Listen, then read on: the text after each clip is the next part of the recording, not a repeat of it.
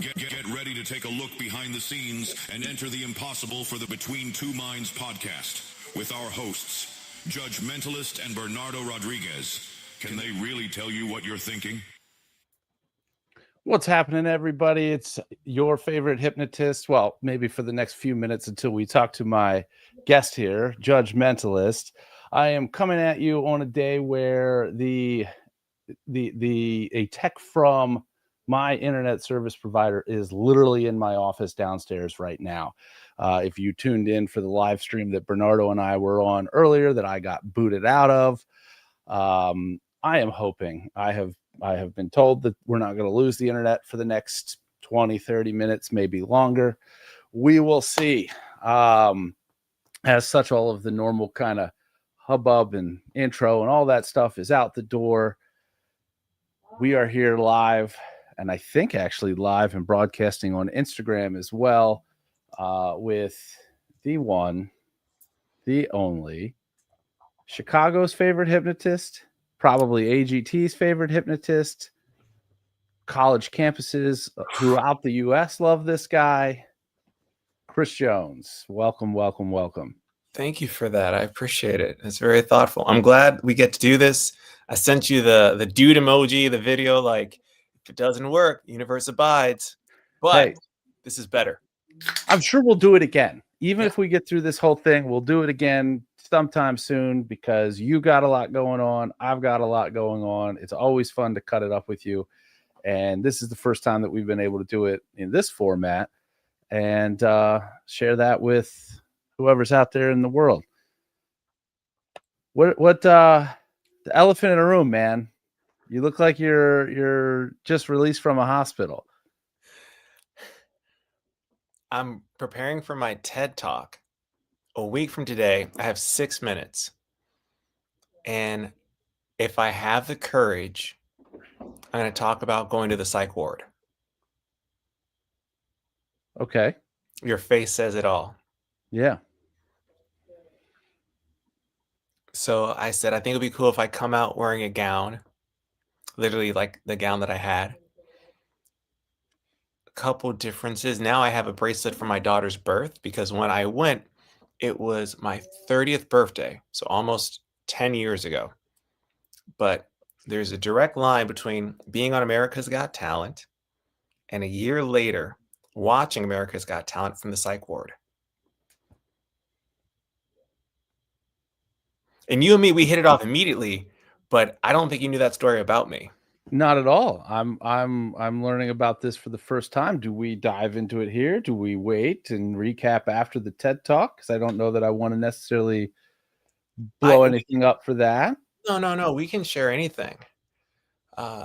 It's literally me thinking, can I do this? Will I have the courage to be in front of 1,000 people and walk out with this in my underwear on and be like, look, I might sound crazy, but listen to me. When it comes to being an expert, I know nothing except this one thing. Yeah. And literally, I'm not sharing anymore because I just haven't figured out all the things. Most people say when you give a speech, you should have one through line, at the very most 3 things. But boom, here's your point. Here's your evidence. Return to your original point. Cool. I have a hard time doing that. So we'll see what happens. So this is coming up in a week. Yeah. In Chicago. Right? September 26th from 12:56 to like 1:01. I get 6 minutes. Is it going to be live streamed or in person, or what are the options that folks have? It'll be a live stream, and then it's going to be on the YouTube, and my dad's going to be in the audience, which is kind of crazy. It's going to be in the Harris Theater in Chicago, which is a beautiful theater, and it's a big opportunity. But I have this. I want to give them my heart, and the other part is I want this to help my career. But more important is the heart. Well, as I often say with when posed with similar dilemmas, why not both? That's good. I like it. Yeah. So that's cool. That's next Friday. Yeah. And that is going to be, if you're on the East Coast, it's probably closer to 2 p.m. Yeah, that sounds right. just before 1 p.m. Yeah. in Central Time. Anywhere else in the world, extrapolate accordingly. Yeah. And of course, it will be on YouTube afterwards. So Here's the final thing. Like, no matter how good or bad it is, it will get less views than cat videos. well, that's kind of a gift. Yeah. Yeah. Like, no one's like, hey, kids, come here, watch this guy talk for 6 minutes. I mean, do you load cats into the gowns as a That way would be to? really cool. And if I was a good magician, I'd have a way to rip it off and then have clothing on underneath. It's big enough, but I don't have those props and those clothing. And also, it would be very magical and theatrical. But I don't know if I'm going for that vibe. Just make sure that you remember before you get the temptation to rip that gown off that you in fact have no clothes on underneath of it. Right, that would be funny. It's like, don't worry, guys. Woo! Wearing boxers. So you got other stuff going on in Chicago. Yeah. So I've been very fortunate. IO is a theater in Chicago, and my friend Nicole and her husband Paul, they have a room at IO Theater through Malarkey Comedy. And I took improv classes from her, and we just kept in touch. I got to perform for her Employee Appreciation Day, and it was just awesome. And I said, I'd love to just be in a room here. And they said, yeah, let's work something with the door. And so now I get it twice a month. Right now it's going to be October 2nd and October 30th. And we had our first show. It went really well. I get to bring in my own opener, my own strolling magicians if I want. But yeah, it's a good time. And you're going to be doing your hypnosis show there. Correct. Yeah. Awesome. There is not a lot of hypnosis going on, at least not on a regular basis in Chicago. No, not to my knowledge. I've looked. Right. I just met Sidney Friedman, who's a mentalist. Have you met him? Do you know him? I don't think so. Yeah. He does something interesting where he'll bring a piano and he'll have someone think of a song and then he'll play the song if they touch him on the back, whatever, and he can play the song. So that's kind of cool. Yeah, it's memorable. And he's big into publicizing himself. Every New Year's, he shows up. He's on Channel 9, and he's like, I have my prediction right here. Here we go. But we were at a mutual party, and I was like, dude, I've been seeing you for years. It's nice to meet you. No clue how to play the piano myself, so I would never even attempt. Know how to discover the song, though, so you're going to be okay. I'm sure I can think of a few ways. DJ Mentalist. There you go. Could be. There's a guy that I met through McBride's masterclass, I want to say, several years ago, who's out of Boston, that is a DJ, and he's kind of blending that in. I can't remember the guy's name. It'll definitely come to me probably 4 or 5 minutes after we stop this, and then I'm like, oh, it was that guy.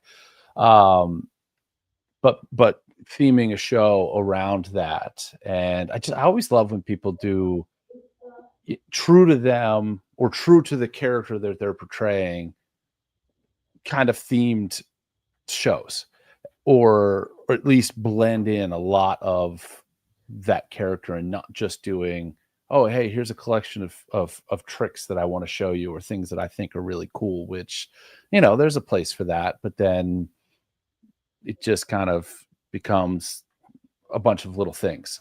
And here, I'm going to share these things with you and not, a story, so to speak. Yeah. Hey, Cindy wants to know about you bringing in a strolling magician. I think somebody's trying to recruit and be her own booking agent here. She's incredible. She drove, I don't know, 2 hours, whatever, to see me do a college thing. And Cindy was great. I was like, hey, show them all the magic you want, period. And the students were wowed by her. And the advisor was like, all right, give me your contact information. I make the students make the decisions, but they seem to love you. So Yeah, she's quite good in that regard, and a hypnotist too. So lots of amazing stuff coming from Cindy in Cincinnati there. So these shows, how do people find out about these shows that you're doing? Because I want to make sure that people know. you're too kind. I don't know how to advertise. I don't. Like 15 years, I've done all these colleges, and college campuses are great because you have people who probably don't have money to spend on going out, entertainment. And so I have captive audiences. So for 15 years, I have not flexed the muscle of how do I get a fan base? Even when I was trying to do TV, they're like, okay, what are your numbers? And I'm like, I don't know. I have like 8,000 on YouTube and like 10,000 on Instagram. It's like, are you lazy? I'm like, I'm not lazy. I just don't care. There's a big difference, and it hasn't been something that, like you said, hasn't been necessary. You're going to, I'm assuming a lot of the college shows that you do are either like Parents Weekend or orientation Yep. or Yeah. some sort of a, for lack of a better term, hey, we're all going over here now, Yeah. and here's the hypnotist. Yeah. So, like you said, money is not an option. It is the next thing on the schedule. We're going to go in here. This guy's going to entertain us, blow our minds, whatever it is that is on the menu for that day, and away they go. And when you're not doing that, you're not doing any of the other things that a lot of performers that are out there actively involved in selling tickets to events are doing to exactly that, boost those social media numbers, other ways to connect with folks, grabbing people's contact information in a variety of ways.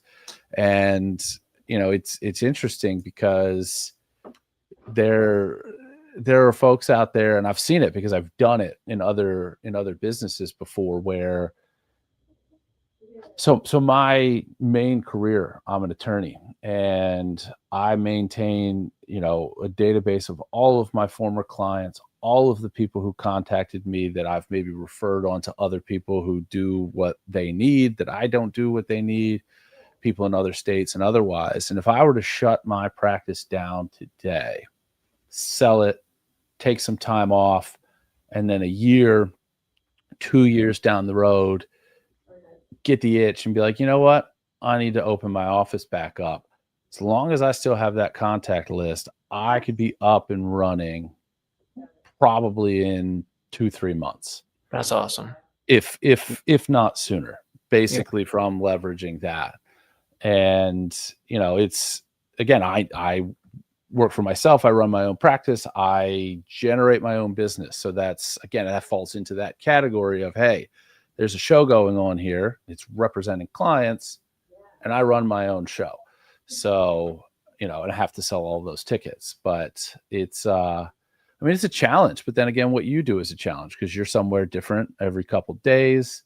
You've got to deal with just being oftentimes a stranger in a strange land for just a very short period of time. And then where am I going next? Right. Yeah. This morning I was in Vermont. I'm in Chicago right now. Not only that, I was in Chicago to sit in the audience for daytime Chicago TV, Windy City Weekend, because they've been good to me. They've been great to me. They've had me on many times to help me promote things. I just want to sit in the audience. Right. Like, Chris, you're coming on? I'm like, no, I wanted to sit in the audience.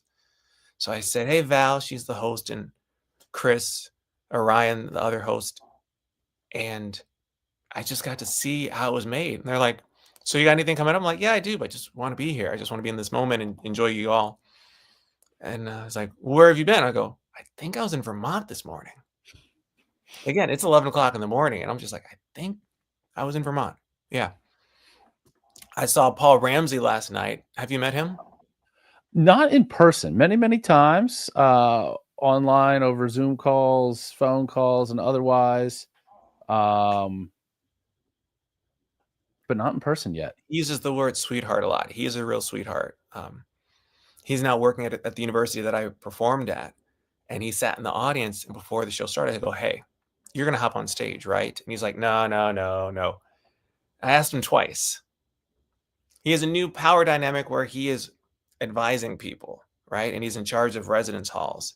So I'm like, I get it. You don't want to conflict and people see you as an entertainer, but you have to be like disciplined. Yeah. Otherwise, I would have had him on stage with me. But he gave me some nice compliments. And this morning I texted him. I was like, hey, now send me your notes. What can I do to be better? I give that show a B. It wasn't the audience. It was me. What can I do to be better next time? Yeah, that's great. I mean, I love always looking at what I'm doing. I love others who have that open-mindedness, who don't think that, hey, look, nothing about me stinks, because that's the easiest way to absolutely go wrong and start dive bombing your career. If you're not trying to continuously learn, improve, get better, then you're effectively getting worse, because everybody around you, at least that we can see and are doing the things that we're doing, they're actively getting better. They're actively learning more. They are improving. So if you stay still just by virtue of everything moving forward, you're going to get left behind. Yeah, no, you said it. So are you, I mean, obviously this is one of your first forays in basically four-walling a show. Is there going to be more of that in your future? Are you going to try to do more ticketed stuff, travel around? I don't know, because my wife is pregnant now. Our second daughter is due in December.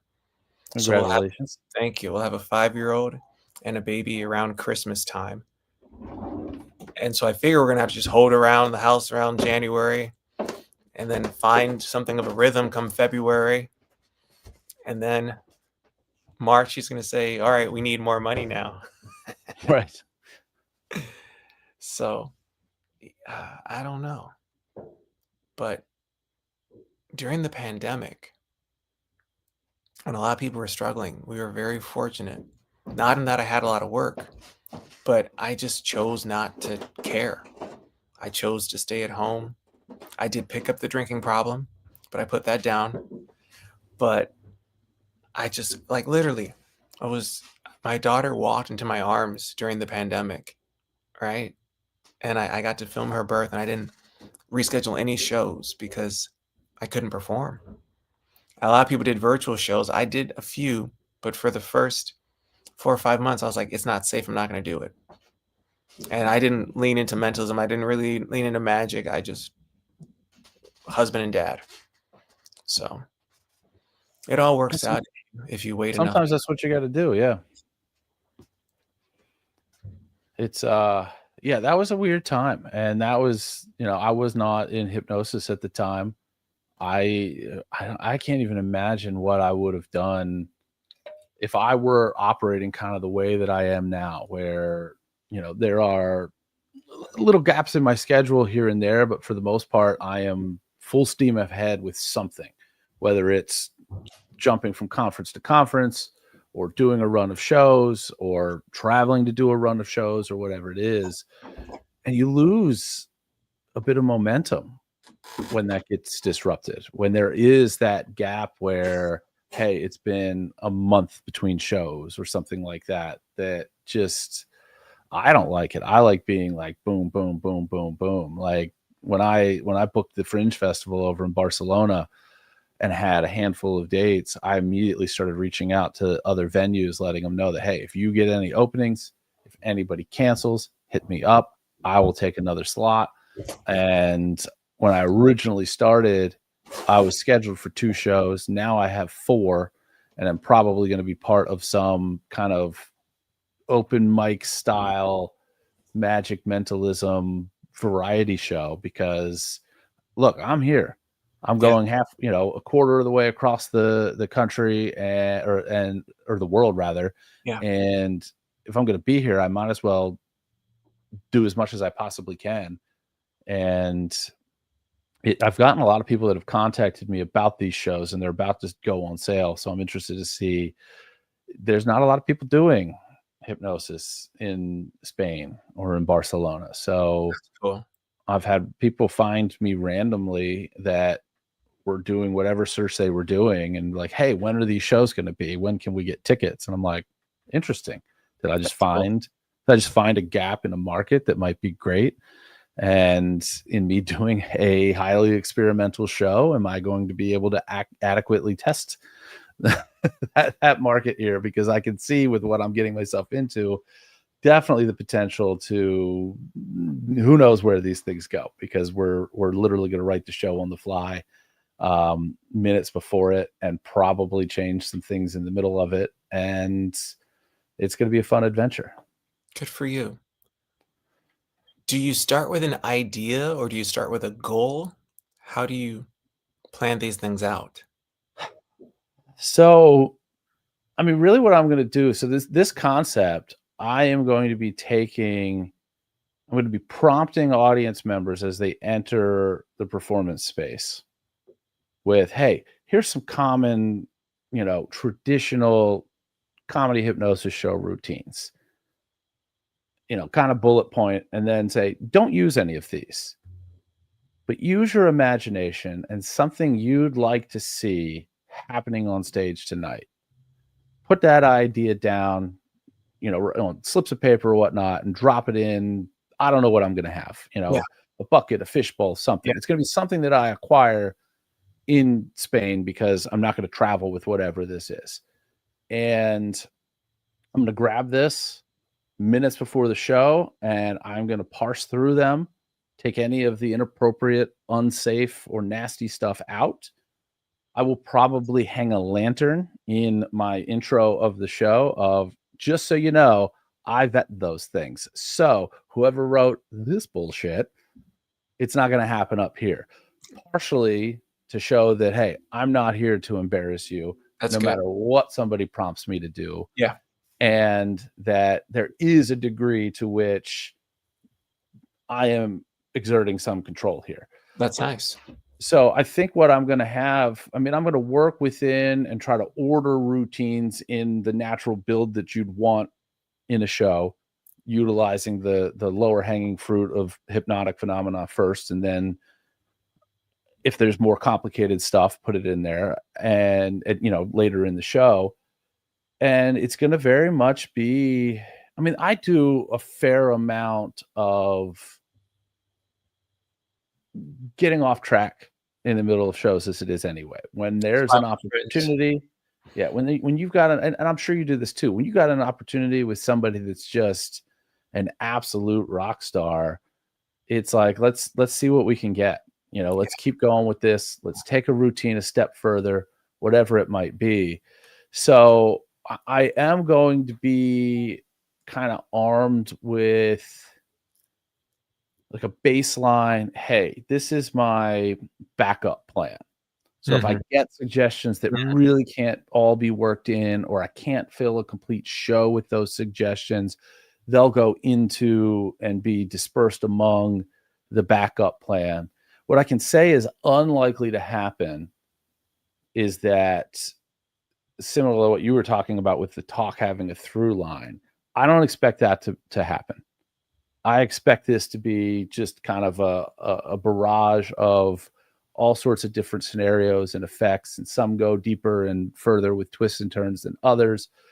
Because again, I'm coming on the fly to figure out, hey, what are we going to do? I did, and it's actually still active now. I launched a Kickstarter a couple weeks ago to get people really like in the mix and behind the scenes on this thing. And there are opportunities on that for folks that want to throw ideas into the mix without being in Barcelona, that they can do that. There's a couple, there's a level or two in there where somebody, if they really want it to, will connect ahead of time and actually write a routine that I will put into one of the shows. That's cool. So I've actually got a couple people who have done that. So I will come with some stuff that's pre-planned. I will have a batch. I have no idea what I'm going to get, because the Kickstarter runs till I think October 1st. So I won't be sending out the, hey, give me your idea for, the show for any of the people that have hit that level until we get to October. So if you are on that Kickstarter, make sure that you're paying attention to your email around the time that it ends, so you can get those responses back before I skip town. That's cool. I do. So I'll get to cheat a little bit with those because No, no. those I do I'll something see ahead of similar time. and something different. So I have a notebook. I have many notebooks that it's 8 o'clock. Show starts at 8:05. This happened last night. I go, hey folks, we're gonna start in 5 minutes. I have here a list of crazy shit I want to see on stage. Number from 1 to 12. If you need more, just go ahead. Write down whatever you want during the show. Randomly, I'll ask someone for a number. I'm gonna stop everything. You give me that number. I'm gonna do that routine. Okay. So then 8:05 starts. There's usually a line by then, and I tell them, hey, you can put someone's name. You don't have to. Write down a suggestion because usually you'll get a lot of just names on there.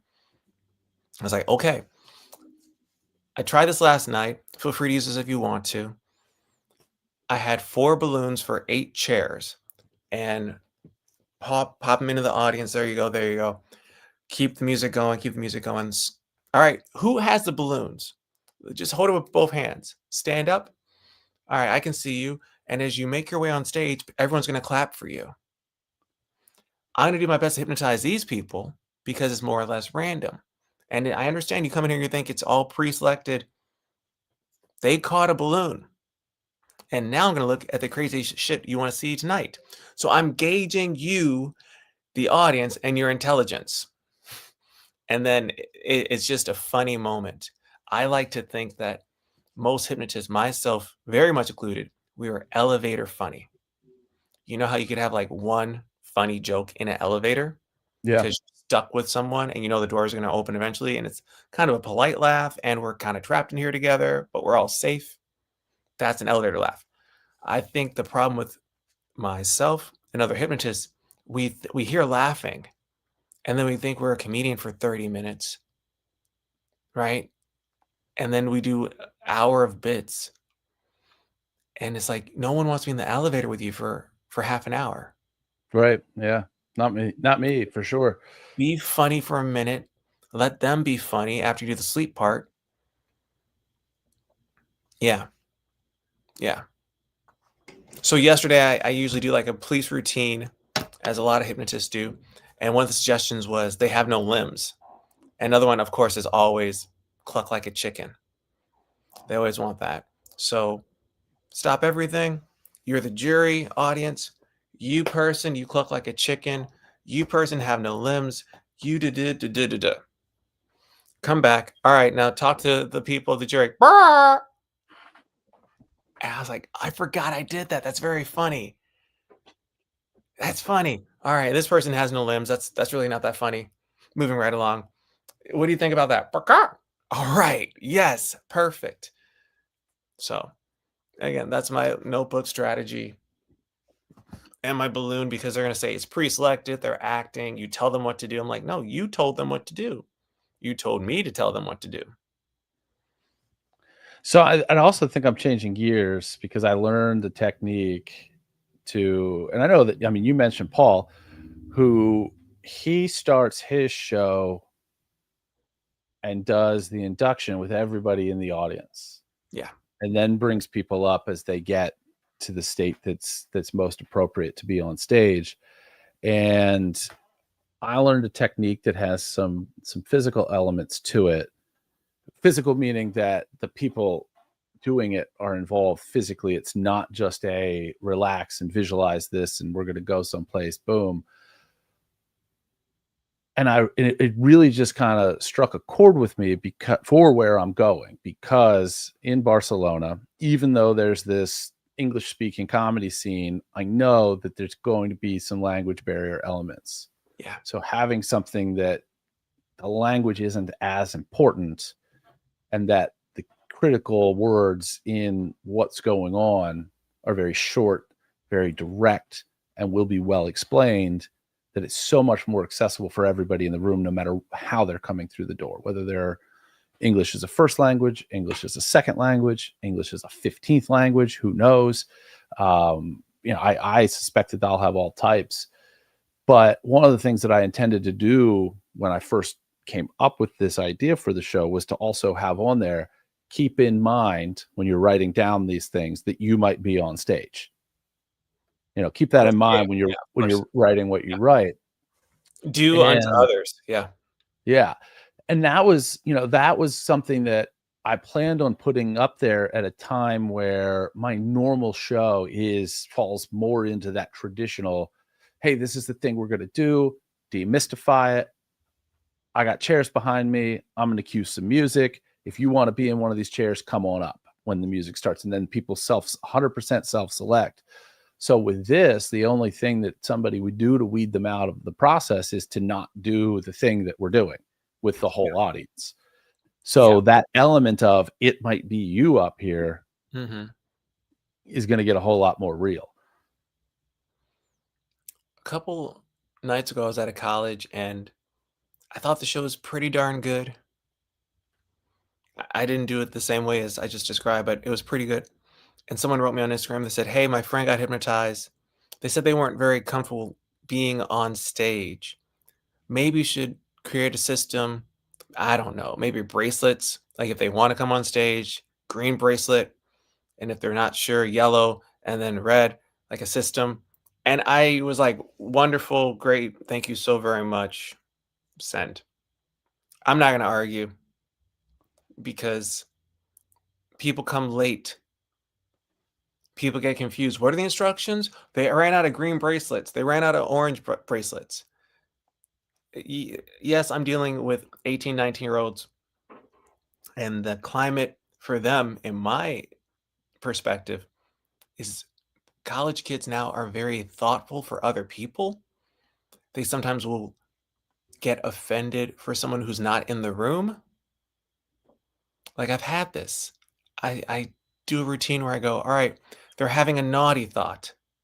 You can read their mind. Tell me in my ear their naughty thought. First, give me the number 10. Whoa, 10. Whisper. Whoa.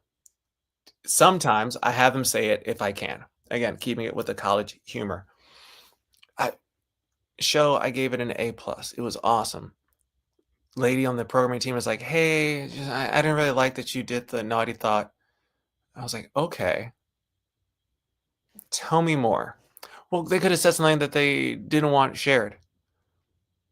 They whispered into my ear. Right. I made sure that, yeah, well, they just could have been offended. Like, they don't know if that thing is made up or not. I was like, I don't let them use real people's names. Like, do you think someone was offended? Well, someone could have been. All right, so we're doing a hypothetical. That's fine. I will go with you in this hypothetical world, but I'm not going to stay with you in this world. But the premise, if I followed it correctly, is that your volunteer on stage now has this hypnotic mind reading ability. Correct. They are going to read the dirty thought of some person that you might not actually be pointing at. Someone in the audience. And I go to someone you don't know, someone different than you.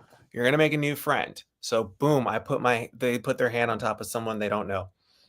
They're having a happy thought. What's their happy thought? Cool. Look in their brain. You see 10 years in their future. What's their future reveal? 5 kids. 5 kids. Are they happy? No. Awesome. All right. Now move your hand one head over. That person's having a naughty thought. Whoa, we're going to find out what their naughty thought is. I don't know what they're going to say. Buckle up. A lot of times it's for every 6 people, 2 of them are nothing. It's like they're thinking about having sex. I'm just like, whoa, no judge, go to church, temple, synagogue, someplace, go. And they're like, well, I want to know. I'm like, nope. Give them some advice. What advice do you have for them? Pace yourself. That's perfect. Pace yourself. Right. But I don't know if it's Americans or the college Americans, like they want to get offended to be offended. Also, it's probably a liberal thing. I say that as a liberal. My homeboy, rest in peace, Lenny Bruce, he starts his book with, liberals will buy any book if they think it'll offend them. And it's so accurate. Like we want to get upset about something. Like your life is already good and you're like, oh, I should be offended for someone else. Okay, I guess. Yeah, I mean, people just need to just go have a good time. Unless they're Jimmy Kimmel, silence the comedians. Of course, of course. There's no place for comedians. It's only appropriate. God. We're in some strange times, my friend. We're in some strange times. And I think of this like chess. I am 100% a pawn. I will say you are a bishop, a knight, whoever you want. You're not a rook, but you're a bishop or a knight because you have some legal knowledge. You've passed the bar. You have a practice. Good for you. I am a pawn. If shit gets weird and we need to flee this country, I'm going to show up at customs. You're like, I'm funny, kind of. I'm charismatic. Like, okay, are you a doctor? Nope. Are you bilingual? Nope. Well, Okay. if you go north and say you're sorry a lot, it's kind of Oh, like that would be being good. bilingual. Yeah. Yeah, they'd be all right with that. Yeah, I mean, you're nice. You'll fit in there. I'm nice. Yeah. I'll start a Toronto show of looking like Drake. I'll call it Canada Dry. Yeah, that's all you got to do. Just get a Toronto Raptors hat and go across the border. They'll never know. Oh, God. I used to do a routine. Like, that was my finale. I would hypnotize people to think that I was Drake. And it's all over YouTube. And I just have all these like college girls screaming because I'm Drake and I'm singing. It doesn't hold up anymore. Me singing to a college girl, I got my eyes on you because you're a good girl and you know it. Just hold on, we're going home. Like that's not good now. I Kendrick think makes that's it weird. far worse in light of context Right. than what we were just talking about with the dirty thoughts. Oh, okay. That's funny. Yeah. Yeah. Right. Yeah. So I mean, I've seen people do routines because I mean, you have to be mindful of the room that you're in and be mindful of any room. But I mean, there are choices that can be made. Like I've seen people do routines where you now speak a language and yeah. they choose a specific language. And it doesn't matter what language it is, because if it's a real language, you have taken and here's the thing. On that topic, everything that you do will offend someone. It's just a True. matter of whether it's going to find their eyes and ears to be offended by it. But, they may not be in your room, and 99% of the time you may be fine. But you are choosing a specific language. It doesn't matter what that language is. There are going to be far more perspectives in which that is offensive to a larger group of people than, because the other popular routine that people will do, which I, at least today, consider to be more safe from an offending people standpoint, is that you speak an alien language or a Martian language. Well, as far as we know, there are none of those folks in these rooms. And if there are, clearly they're not telling us. So it's safer. Yeah. When I took the improv class, they're like, hey, everybody, you can't do an Asian accent. You can't. And I digested that a little bit. And I'm like, wait. There are a lot of countries in Asia.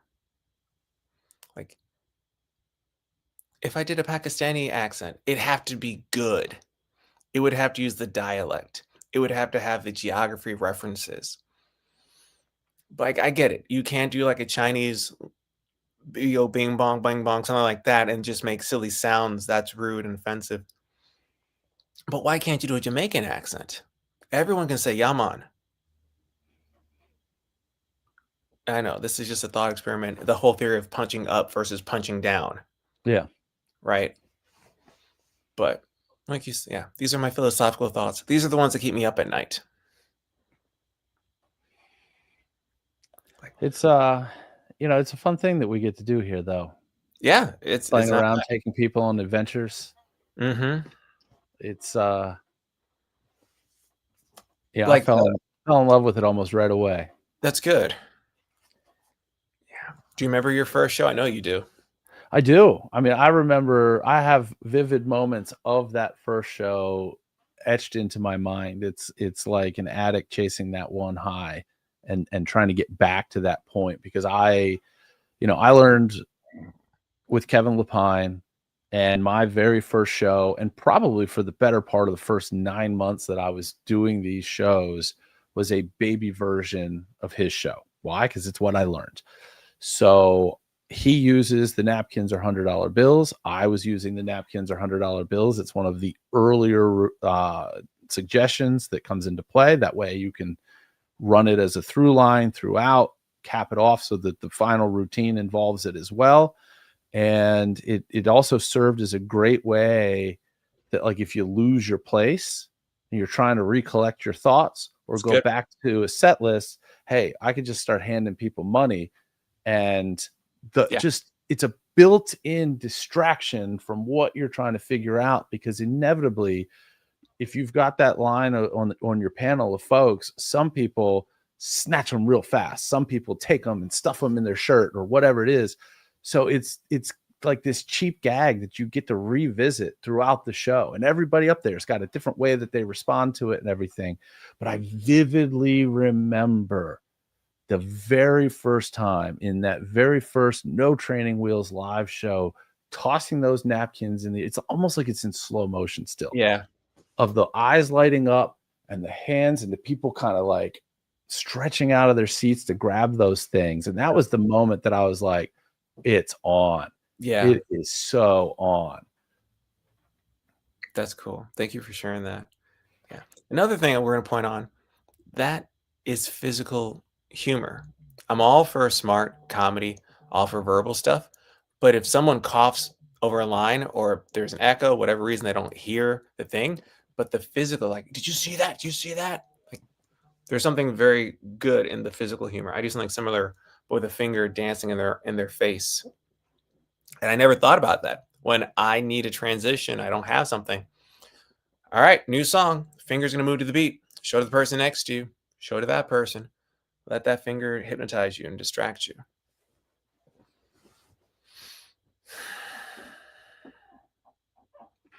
So many things there. Kevin Lapine, toilet paper shows. I remember watching him at the old Hooters restaurant and casino. Yeah. And now he's the man in Vegas. Yeah. Him and his wife. They're the entertainers in Vegas. Good for him. Yeah. I try to catch a show at least once every time I'm out there. And, for somebody who's doing largely the same show, it still evolves so much. Like, he's still refining it. He's still adding twists and turns to it. Like, there's a core that's you will recognize this show from the last time you saw it, but it's not the same. And not in the way that, like, hey, I could go and do the same show 50 times, and because of the people, it's going to be different. No, he is evolving this show every time, any opportunity that he gets. He's sharing a showroom with Mike Hammer, who has a hilarious comedy magic show. Same showroom earlier in the night. They're 7 o'clock and 9 o'clock, and they regularly take in each other's shows, give each other thoughts and notes and otherwise. And, if one of them's got something new that they're working on that's not hitting the way that they think it should, they bring the other one in to make, hey, this is the part that I really need you to look at. And they really help each other diagnose stuff. And it's a great setup that they have there. And yeah, we got Brian letting us know, confirming Kevin and Emily are both wonderful people. Absolutely. I mean, if you're in town, let them know that you're a hypnotist, and they will spend some time talking to you after the show. There's never been a time that I've seen that they're not willing to do that. But yeah, it's really, really great stuff. And just what they give to the community. Anytime there's a conference or a convention in town, they roll out the red carpet. It's great stuff. Plug. Have you been to the Hypnosis Conference in Dublin? I think it's the Irish Hypnotherapy Conference. I have not yet. Jason O'Callahan was trying to get me to go last year, and I don't remember what. I had a conflict. I don't like going for part of something. And I know some people will do that with very, very busy schedules. I get it. But like, in those conferences, like, I just came back from the Michigan conference this past weekend, And Michigan is one of those conferences that is blended with presenters that are doing clinical, that are doing performance, that are doing all sorts of just offshoot stuff, and talking about, crystals, and there's just a hodgepodge or a variety of opportunities. And I spent more time in sessions that had nothing to do with performance in the traditional sense than anything else the whole weekend. And it sucks to think about missing any of it, because there's just so much amazing stuff that's happening at these things. So I'm hoping to get out there. It's in February? So I think is when they usually do it. That sounds realistic. I just had the time of my life there. It was awesome. I also got to meet Keith Barry, the Irish mentalist. He was awesome. It was very cool. We had some shared stories, because there's this TV show called You're Back in the Room. And it was a great concept. A hypnotist and a host, and then regular people. And it's on a stage, so it's not in the real world. But these people get money if they can do certain tasks, like icing a cake or painting a picture. But they've been hypnotized. So every time something happens, they put their face in the cake, or this person triggers this reaction. So why would you be pretending? Because you're losing money. Right. Great. And Keith Barry was the so great. person. It's great. And it went syndication, all these different countries. And they hired me after AGT to do it. And it was going to be on Fox.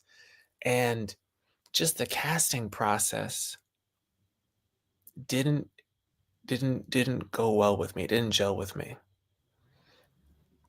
It's like, all right, you're hot. Now you're hotter. You're hotter. You're really hot. It's so hot. You're so hot. You're really hot. Like 10, make them really hot. Like, you're so hot. It's sweaty. It's sweaty. That's what you got for me. You're cold now. Now you're cold. All right, the person I'm touching now, when you wake up, you're a dinosaur with a big tail and little front arms. Can I give you a suggestion? I've done this for a while. We want him to be a dinosaur. It's like, okay. So this one person is going to be a dinosaur versus these other 9 people. And what are you going to do? The floor is very slippery and you're walking on slippery floor now. And I was like, why don't we make it a blanket thing? And everyone does it for a second. And then everyone does the second thing for a second. You see who's the best. Like, we really prefer that you do it. I was like, all right, you're British. I don't know if you're being passive aggressive or what. But either way, after the 3rd day, I get a phone call like, Chris, we're going to go in a different direction. Like, I'm in a penthouse in Los Angeles. They rented out, they flew me in and out for these things. I'm like, so you don't want me anymore? Like, no. I'm like, awesome. Thank you. Goodbye. This is amazing.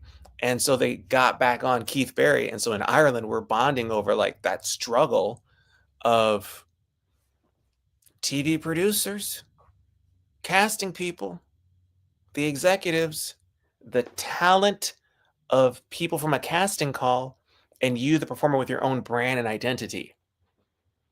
And he said, after they fired you, I said, I want this, that, and that, and you're bringing my family out, and I need this, and they did. And I'm like, good. And it ended up on the CW. But yeah. What's it called, and how long ago was this? You're Back in the Room. I was even, yeah, exactly. I'm like, so what is You're Back in the Room? And they explained it. It's kind of like snap out of it. Like, you left. Hey, you're back in the room. Oh, okay. You're gonna have to explain that to my American people. I remember I hypnotized one dude. It was sensational. Short black. I was like, when you wake up, you're your favorite celebrity. 3, 2, 1, wake up. He's like, hey, what's going on? And everyone holding a camera and a microphone, they're losing their shit. And he's like, hey, hop in here. We're gonna do it. And he was spot on DMX, but he's like 5'1" and 100 pounds. And I'm like, oh man, this is incredible. And they're like, we could do with less of that. I was like, I get you maybe don't have DMX in the UK. He became that person. Look at everyone holding a camera. They're losing their shit. There's a paramedic in the back in case anyone gets hurt. He's losing his shit. At one point, I might be braggadocious, but I was good then. They gave me their faces and their first name and occupation. And so for the paramedic guy, I'm like, hey, watch. It's her, him, her, him, him. These are people I'm going to hypnotize right now. Watch. And then they brought the people in. Bop, bop, bop, bop, bop. And I'm like, what'd I say, man? Did I get them all? I missed 2? I'll take it. I was like, guys, this is what I do. I've done this enough. At that point, I was doing 150 colleges a year. So I had all these reps in. But it wasn't meant to be. And that's why I'm wearing a hospital gown right now. It seems like such a, and I'm not going to pretend to really understand that process and that mindset, but you got hired to do a thing for a reason. They've clearly seen that, hey, I'm a guy that no matter how you do your show, whether you hypnotize in the audience and pull people up, or whether you invite up and send people down, you have seen me do what I do. I know how to get to the better people. It's kind of what makes my show work. Yeah. Because if I couldn't do those things, I wouldn't really have a show. Yeah. Or I'm just really damn lucky. Yeah. Do you ever remember the magical duo Barry and Stewart? I don't think so. They were very creative. I don't want to compare them to Penn and Teller, but very creative. I feel like they were both charismatic in their own way. Like, I like Penn and Teller a great deal, but like, I feel like Teller's really the charismatic one. But then off stage, Penn Jillette is like a joy to be around. Like, he's so intelligent. Anyway, Barry Stewart, well, yeah, Barry and Stewart. Barry was one of the people behind the scenes helping for the show You're Back in the Room. And I got so upset with the producers not taking my ideas that he pulled me aside and was like, Chris, if you do these things, you get to keep working in Hollywood. And if you keep working, then eventually, second project, you get more of your ideas in. And then by the third thing, it's your own special, it's your own series. But right now, you got to do this. You got to play their ball so you can get there. He's like, I get it. It stinks. But I hope that makes sense. And he was so honest and accurate. And I'm just like crying in front of another guy, like, man, I'm just going to keep my ideas and they're not going to use them. And I'll just do this. And but I don't know what that feeling is. Just being so angry. Like, I see a better way. Granted, I think my way's better. And that might be selfish me. But I don't want to do hot and cold routine for 10 fucking minutes. Right. So you go around with a clipboard and be like, oh, he really did look hot. He really looked, and their eyes are still closed. Like, it's my least favorite part of the hypnosis show. Anytime their eyes are closed and they're doing stuff, I'm like, get their eyes open. I want to see their eyes. I want to see them interacting with each other. I want to see them interacting with people who aren't hypnotized. So that's it's that fine line of, okay, I play the game, I get another opportunity. Yeah. According to you. Yeah. And then a third and so on. But if they are clueless and this thing doesn't get past the pilot, am I really getting that second shot? That's a good point. And is this thing being a hot piece of mess reflect back on me. Also true. Yes. There's so many things about that. To their credit, they had it in 3 or 4 different countries. It did make it to TV, but it made it to CB or the CW at like 11 o'clock at night. So, these things happen. I have to run, unfortunately. Fortunately, and unfortunately, I'm going to practice the TED Talk with someone virtually. Excellent. So check that out next week. It's going to be live. It'll also be on replay afterwards. Make sure you're following Chris on social media. He doesn't do a good enough job of doing this, so I'm going to do it for him. That way you can see when he's doing these shows. He's got this twice a month show that's going to be there in Chicago. Get to Chicago. It's like there's like 2 huge airports that are major hubs for almost any airline. No excuses. Southwest, baby. Yeah. And Southwest actually flies to both now. Yeah. And so does almost everybody else to one of them. And so how close to the L is that location? Can people get there like right off the train? 100% get to the IO Theater, North and Clybourne, either train, either airport. There's an Apple store right next to it. The bar is delicious. I like this place too because I quit drinking and they have CBD, THC drinks. They have all the cocktails, but I don't want to perform for places where it's 2 drink minimum just because I enjoyed drinking too much during the pandemic, right? If you can moderate your poison, good for you. I don't think that I can. So I'm just like, I can't put the poison in. But yeah, it's a great spot. There's so many photos along the walls of people who are Second City alums and Tina Fey, and it's beautiful. But thank you for letting me talk to your audience. Absolutely. Let's do this again sometime soon. Maybe when I get back from Barcelona, we'll break a leg in Barcelona. Yeah, it's gonna be kick-ass. I can't wait.